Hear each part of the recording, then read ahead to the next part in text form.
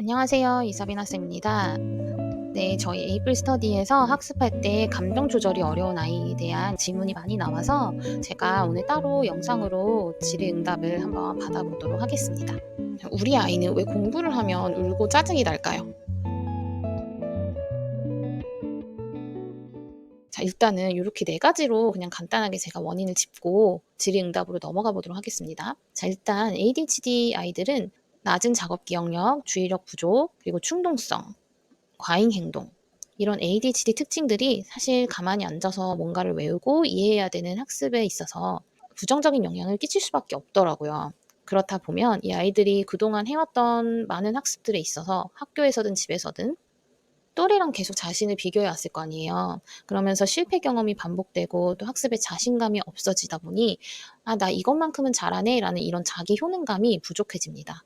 이런 자기 효능감이 부족하면 불안이 높은 아이들은 '내가 완벽해야 되는데. 나 잘해야 되는데.'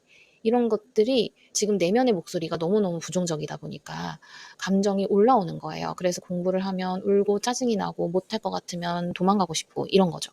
감정 조절 및 자기 통제력도 부족합니다. 자신의 감정을 조절하는 그런 전두엽 기능이 또래보다 발달이 좀 지연돼 있잖아요. 그래서 감정을 조절하고 또 내가 지금 이걸 하기 싫어도 해야 한다는 통제, 그런 것들이 스스로 잘 되지 않기 때문에, 다른 아이들도 다 공부를 하고 싶은 건 아니잖아요. 근데 하기 싫어도 좀 울고 싶은 것도 참고 좀 짜증이 나도 이걸 좀 컴다운 하는 능력이 출중하다 하면 우리 아이들은 선천적으로 이걸 잘 못하다 보니 그냥 투명하게 다 드러나는 거예요.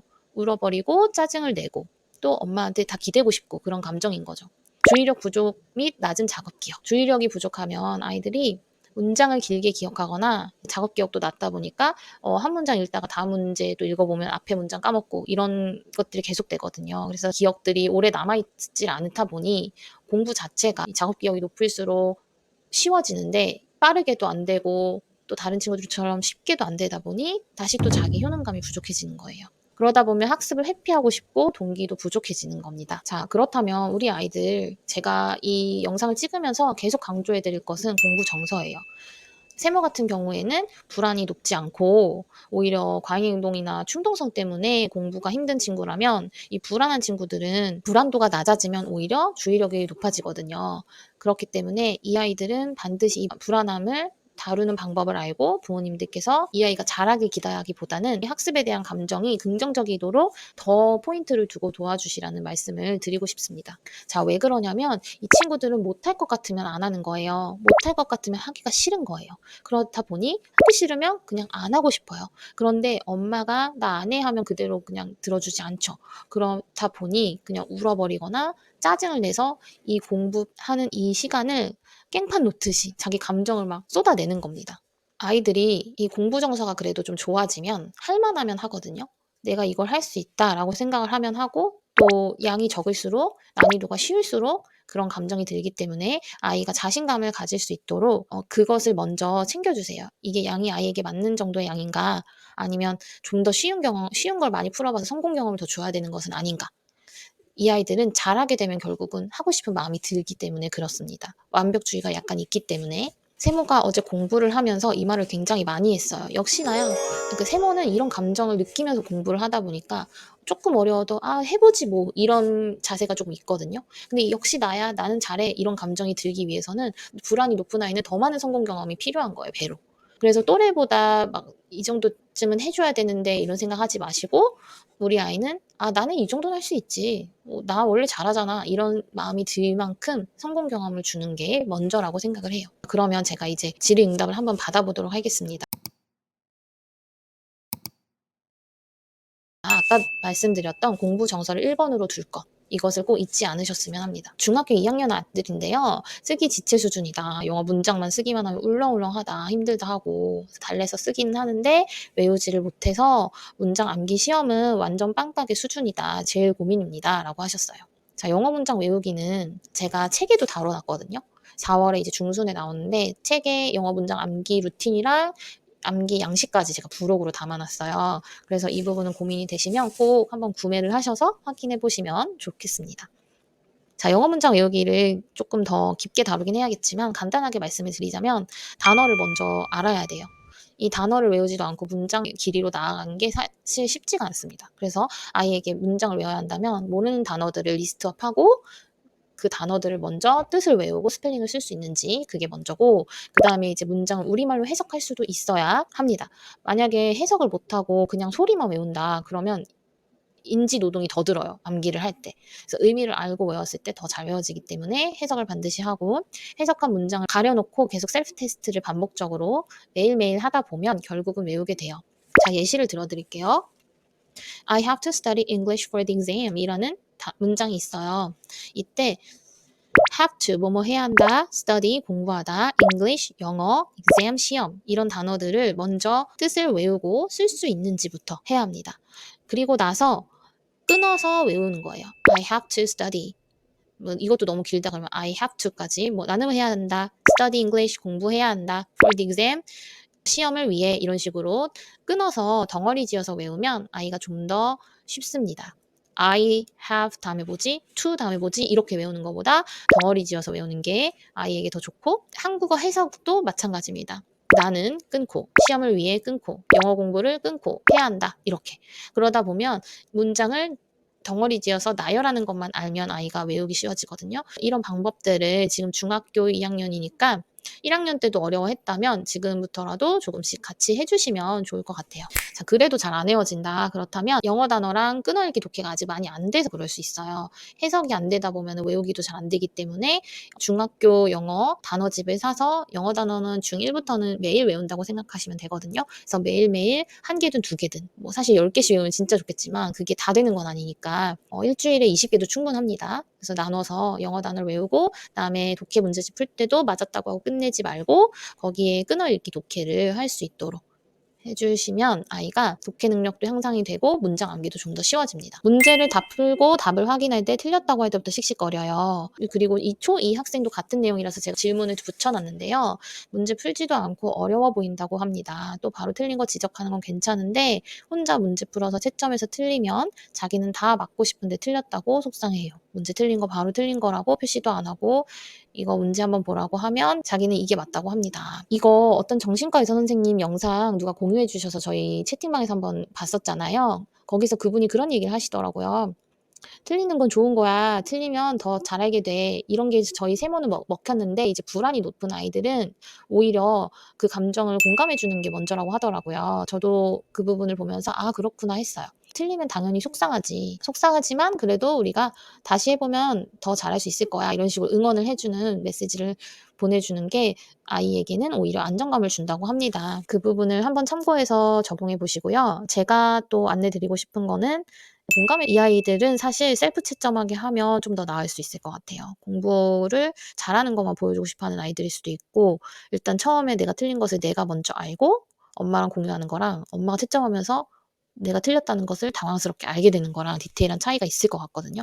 그래서 셀프 채점하게 하고 틀린 거는 아이가 당장 고치고 싶지 않아 하면 내일 고치는 것도 방법입니다. 그리고 기분이 안 좋을 때는 말로 표현하도록 도와주는데, 말로 표현하는 게 아이가 감정 단어가 많지 않으면 쉽지가 않아서 제가 댓글에 남겨드리는 감정 카드를 남겨드릴게요. 그래서 그 감정 카드를 구매하셔가지고 아이랑, 그래서 지금 너무 짜증이 나고 울고 싶은데 어떤 감정인데 한번 골라볼래? 하면서 이 학습에 대해서 내가 느끼는 감정들을 그 감정 카드를 통해서 표현하게 하는 것도 아이의 짜증이나 불안감을 좀 낮춰줄 수 있을 것 같아요. 그래서 그 부분도 적용해 보시면 좋겠습니다. 마지막으로, 불안이 높은 아이들은 우리 엄마도 그렇다는 거에 생각보다 굉장히 안도감을 많이 느껴요. 그래서 저는 세모랑 같이 연산 문제를 풀어본 적도 있어요. 엄마 3개나 틀렸다? 어떡하지? 너무 속상하다. 이런 얘기하면 세모가 엄마 틀릴 수도 있는 거야 이러면서 오히려 위로해 주거든요. 아이들이 그런 경험을 통해서 아, 남들도 틀리는구나, 틀려도 틀릴 수도 있구나 라는 것을 알아가고, 또 타인이 그랬을 때 본인은 위로를 해주게 되잖아요. 그게 남한테 해준 얘기지만 또 내적 스토리텔링이 되기도 합니다. 그래서 이런 방법들도 알려드려요. 수학 문제가 길 때 문제를 이해하는 것부터 난관에 닥쳐서 짜증이 올라오다 눈물까지 나오고 문제를 풀 수 없는 상황이 되어버린다고 해요. 이 친구는 불안이 굉장히 높은 아이로 알고 있는데, 제가 지금 학습인지 교육 상담 자격증을 취득 직전이거든요. 이제 시험을 받고 자격증만 이제 받으면 되는데, 그 공부를 하면서 인상 깊었던 부분이 수학에 대한 내용이었어요.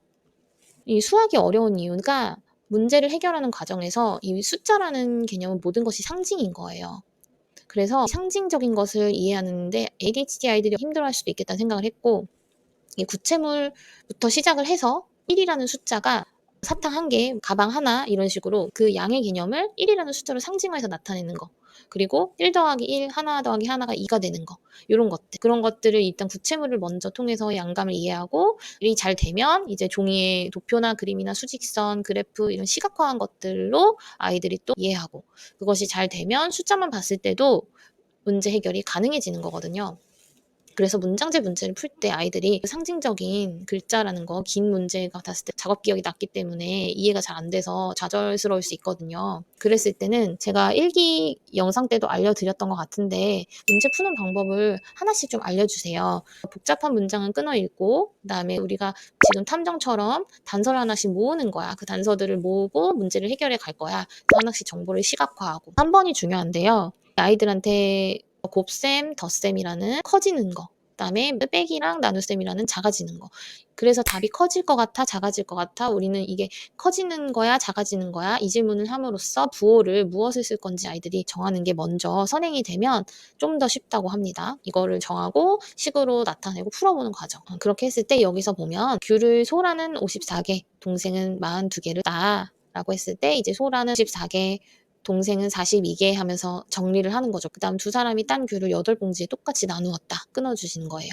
봉지 8개를 그리고 그중에서 한 봉지를 나눠 먹었대. 그러려면 54미를 하고, 그다음에 8봉지 나눠야 되니까 8로 나누고, 이런 것들. 그러면 나눠 담는 거는 커지는 거야, 작아지는 거야? 그 질문을 한번 해보시고, 아이가 작아지는 거지. 그러면 작아지는 거니까 빼기를 할까, 나눌까?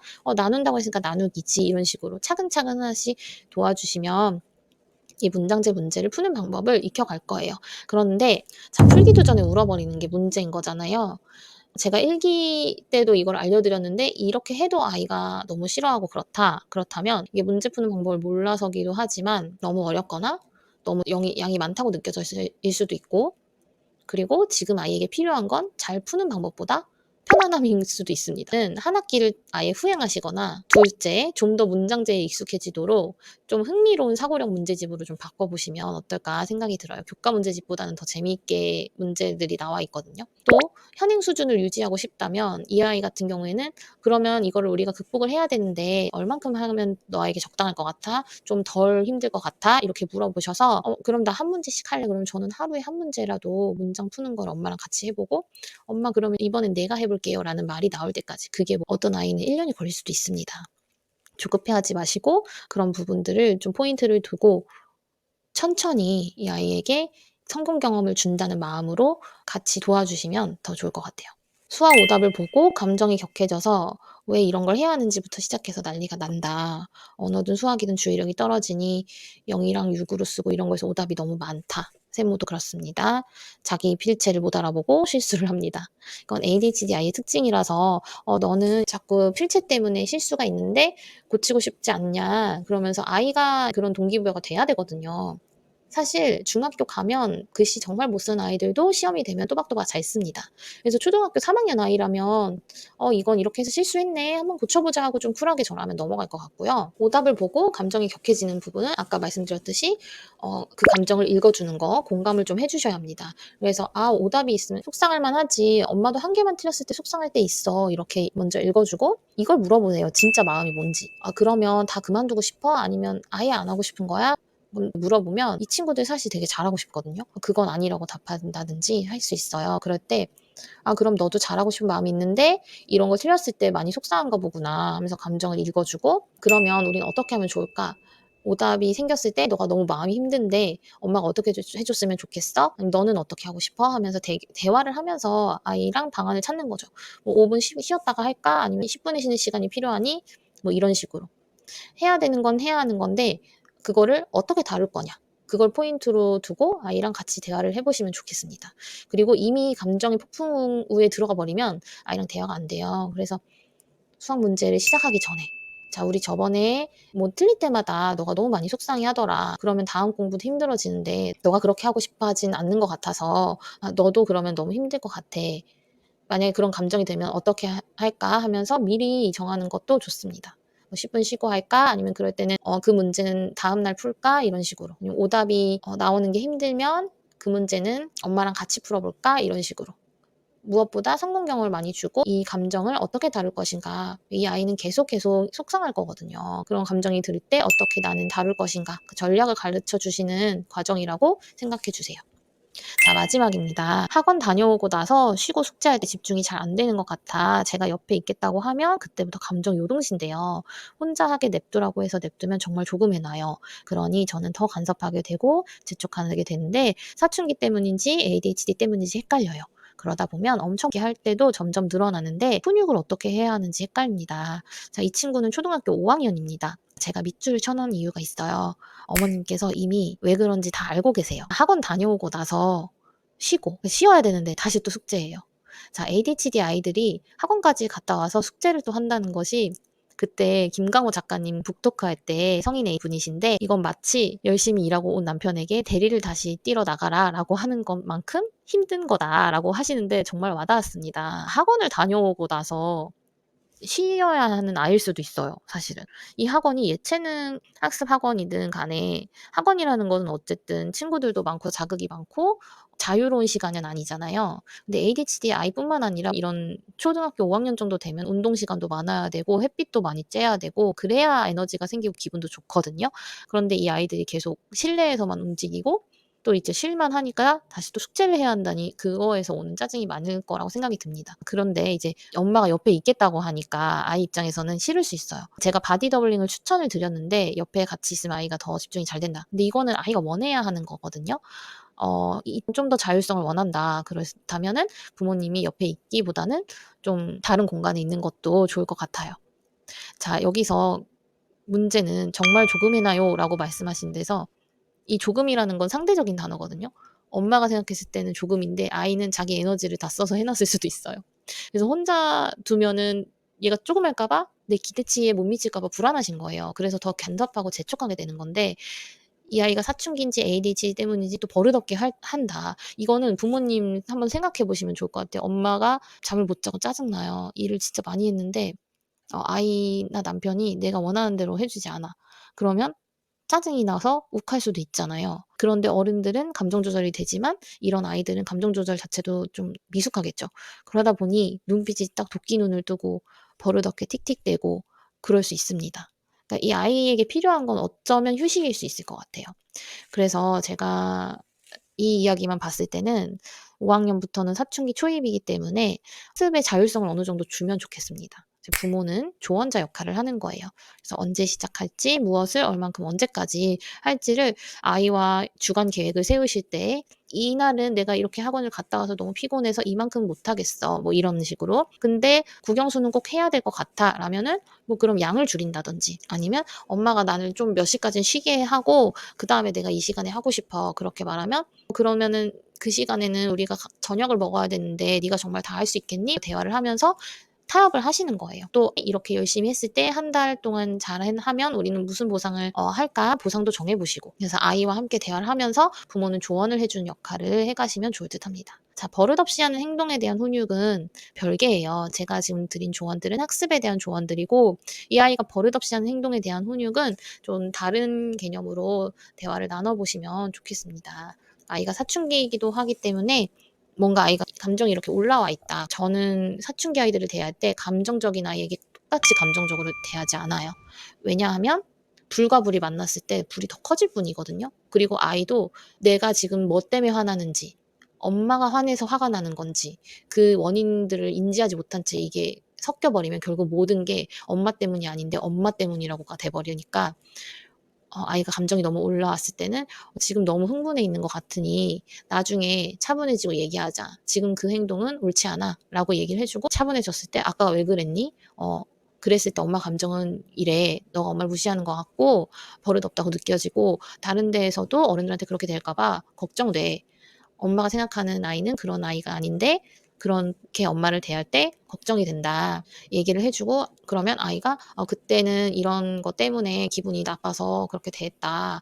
그러면 너가 엄마한테 뭐라고 해야 될 것 같아?" 하면서 "죄송합니다." 하는 그런 과정들 그런 대화를 이제 학습이랑 별개로 훈육을 좀 해 주시면 좋을 거라는 생각을 합니다. 네, 여기까지였고요. 에이플 스터디 2기 모집이 4월 7일에 있습니다. 35명 한정으로 저희가 인증을 하고 한 달에 한 번 질의응답식으로 줌 미팅을 하는 모임인데요. 제 책이 나오면 좀 더 다양한 콘텐츠로 영상도 올리고 줌으로 한 번씩 만나는 기회를 마련해 보고자 합니다. 끝까지 들어주신 분들께 감사드립니다. 우리 감정 요동치는 아이 항상 기억해 주세요. 우리 아이에게 중요한 것은 공부 정서입니다. 그리고 아이에게 필요한 것은 역시 나야, 나 이만큼 잘할 수 있어, 이런 감정이 들기 위해서는 성공 경험을 많이 주는 거. 아이들이 너무 힘들어 한다면 다른 친구랑 비교하지 마시고 아이를 보고 조금 맞춰주세요. 그리고 부모님께서 감정을 많이 받아주시기 위해서는 부모님도 본인의 에너지를 잘 아끼셔야 합니다. 아이랑 학습하기 전에 부모님도 명상을 하세요. 그리고 아이가 이렇게 울고 짜증내는 거 그럴 수 있다고 생각하시면 마음이 더 편안하실 것 같아요. 우리 애는 왜 이렇게 짜증을 내지? 왜 이런 거 가지고 울지? 이러면 마음이 더 괴롭고, 학습을 할 때 학습을 보는 게 아니고 잔소리가 되거든요. 학습을 하면서 이런 감정이 너무 많이 올라오는 친구들은 많이 이해해 주세요. 그래, 그런 건 엄마가 너여도 참 힘들 수 있겠다 싶어. 그럼 우리 이제 어떻게 해볼까? 그게 회복 탄력성이거든요. 공부를 하면서 이런 감정도 조절해가는 조절 방법도 도와주시면 좋을 것 같습니다. 모든 아이는 잘하고 싶은 마음이 있습니다. 그 마음을 잊지 마시고 아이의 울음과 짜증으로 덮여진 그 시간들에 조금만 더 힘을 내셔서 성취하는 아이로 잘 키워가시면 좋겠습니다. 이 영상이 도움이 되셨다면 좋아요, 댓글, 구독 부탁드립니다. 댓글 남겨주시는 분들께 항상 너무 감사드리고 컨텐츠 제작에 큰 도움이 되고 있습니다. 고민이 있다면 댓글에 남겨주세요. 감사합니다.